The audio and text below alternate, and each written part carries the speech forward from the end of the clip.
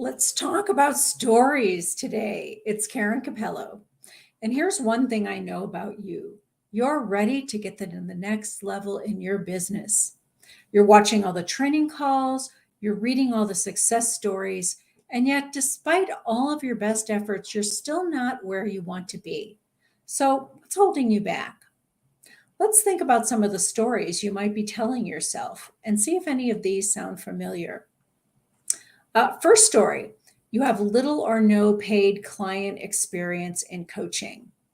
Well, you may not have experience in coaching, but you have years and years of experience as a leader in business. You have experience working with others. You have experience advising everyone around you. This is more than enough to start helping others through their challenges. You've been doing a version of coaching for years. Maybe that's not your story. Maybe your story is you're not ready yet. That's the second story. You don't have a website yet. You don't have a professional headshot yet. You don't know how to charge for your coaching yet. Your systems and processes aren't perfectly in place. Well, chances are you have enough resources to begin. Most of us don't have everything perfect. Aim for progress, not perfection. That is really a great story. Okay, the third story we're going to talk about here: you need to make money before you invest in your business. Well, this isn't exactly how it works. Making money requires an investment. There are startup costs to be paid in any business. The good news is that a coaching business requires a lot less of an investment than a brick and mortar one. So don't believe you have to start out with sweat equity only. Make some really smart investments and you're going to see fast returns. Okay, what's the fourth story you might be telling yourself?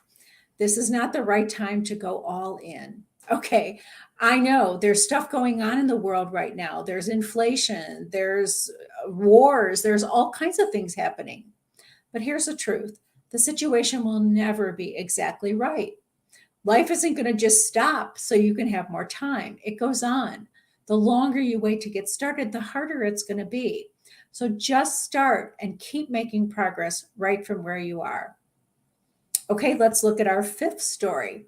I tried this or that strategy and it didn't work. Okay, do you know how many times a toddler falls before he can walk? The first couple times you do anything, you're not going to be a pro.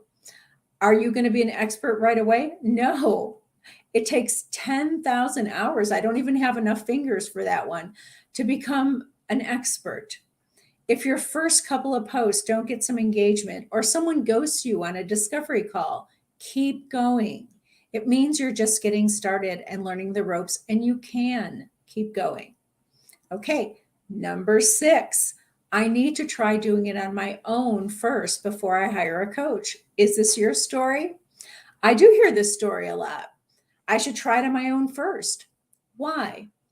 As a coach, I know that you have a growth mindset and not a fixed one. If someone is offering you help, why not look into it?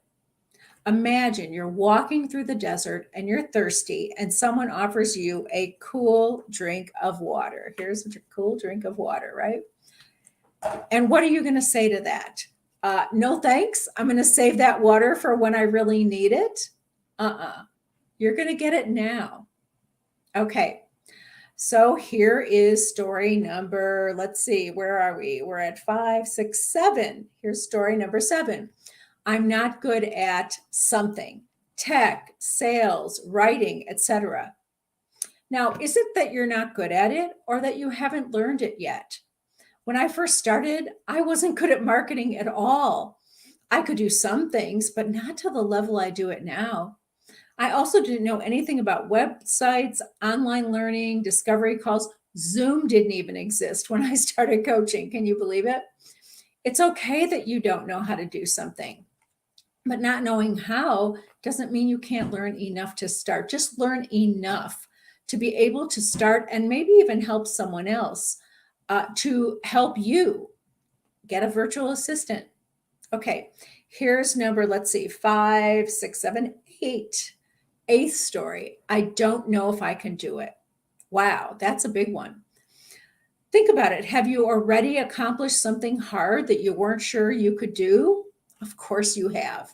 Use that experience as your anchor. If you can do that, then you can build a successful coaching business. Now, it won't happen overnight, but I promise if you become committed to that outcome, you're going to achieve it. All right, those are a bunch of stories. Maybe you believe some of these stories to be true for you. Maybe you have other stories that are holding you back. Each coach who's made it had something to overcome. What gets them over the story and into action is trusting the process and leaning into the support that's available to them. Which story do you need to rewrite? Is it one of these or another? And what action will you take to do that?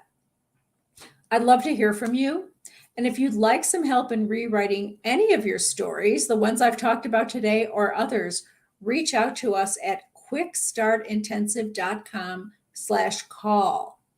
We'd love to support you on this. We know you support your clients in becoming their best selves. We'd like to help you do the same.